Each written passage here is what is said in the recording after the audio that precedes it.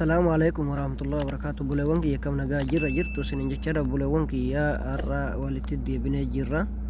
Buleewwan kiyya har'a appilikeeshina zeedii firii akka ajaa'ibaatti isiniif dalaguun isinii qabadhee dhufe.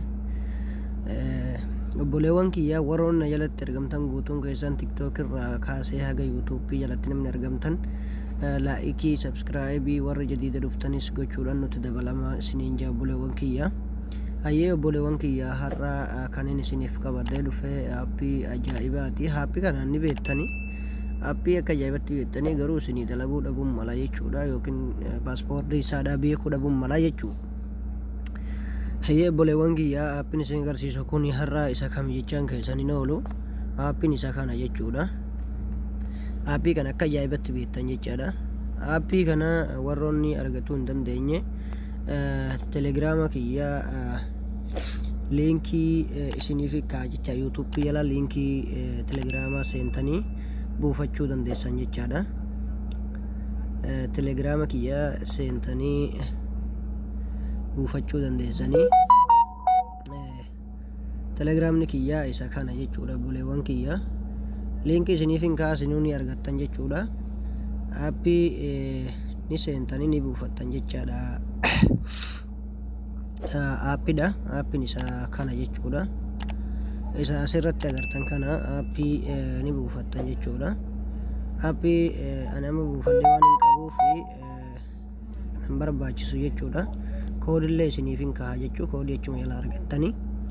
Ayyee koodii achuma jala argattan ergaa jennee haa seennu seennee isa dalasiifnu jechuudha. Ani amma paaspoortii itti guuteen isinitti agarsiisa jechuudha. Na waliin turaa jechuudha gartee hagaan paaspoortii itti guutee isiniif dhufu. Ayyee obboleewwan kiyya ani koodii itti guute jechuu koodii isaadha telegiraama kiyya jala argatuu dandeessan jechuudha. Telegiraamii kiyya jala isiniif kaayetiin jira. Warroonni tiktookii jala jirtan profaayilii tiktookii jalaan seentanii yuutuubii kiyya sabskiraayib gootanii achirraan liinkii isinii kaayet kan telegiraamaa seentanii buufachuudha dandeessan jechaadha. Achi argatuu dandeessan jechuudha gartee warroonni koodii isaadhaa barbaadan jechuudha. Akkasii gama sanii argatuu dandeessan jechuudha. Warri tiktookitis fooloo laayikii naaf gochuu hin dagatinaan isiniin jaa. Akka seentaniin ammoo sabskraayibii naaf gochuu hin dagatinaan isiniin jaa obboleewwan kiyya. Ayyee aappii abdeetii ni goona jechuudha. Asitti dhufneeti aappii abdeetii ka gubbaa kana ni goona jechuudha. Abdeetii namni wallaalu eenyumtu hin jiru. Ka gubbaa kanaan abdeet goonee of duuba deebina jechuudha. Ayyee buleewwan kiyya zeenii ka gubbaa kana jechuudha. Zeenii tokko malee hin qabu. Jawwis firii dalaga sawallee firii dalaga jedhanii garuu ani sawaas hin qabu waan hin ta'eef isin kijibuu hin barbaadu jechuudha buleewwan kiyya. Ayyee ani zeenii ka gubbaa san filadhe jechuudha. Aappiin kun dalaguu fi dalaguu dhabuu isaa waliin seennee halaallu jechuudha. Aappiin akka ajaa'ibaa kanatti dalaga. Cal jettanii osoo wanti biraa bahuun taane buleewwan kee sabskraayibii laayikii sheerillee naaf gochuu hin dagatinaan isiniin jaa. Buleewwan kee dhiifamaa waliini. Mee aappii kuni dalaguu fi dalaguu dhabuu isaa halaallu jechuudha. Osoo isinittiin dhiyeessine jechuudha viidiyoodha. Kanaafuu mee seennee waliin halaallu jechuudha. Koonnektii gonagaa koonnektii silaa eessan akka gootan isinuu ni beektan jeetiin abdii qabaa. Koonnektii kanaan ni gootanii aappii kana dalaguu fi dalaguu dhabuu isaa walumaan laallaa jechuudha. Akkuma asirratti argaa jirtan kana gaa buleewwan kiyya aappiin akka ajaa'ibaa kanatti isiniif dalaga jechuudha. Ayyee buleewwan kiyya mee ani yuutuubbaa seenee halaallu jechuudha.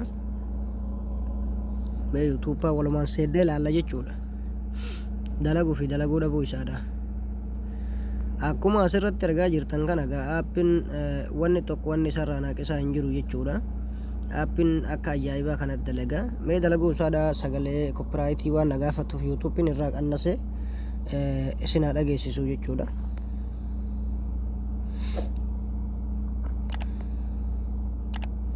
Akkuma asirratti argaa jirtan kana gaa buleewwan kiyya aappiin inimallee dhibaa'u jechuudha. Akka ajaa'ibaa kana isinii dalaga.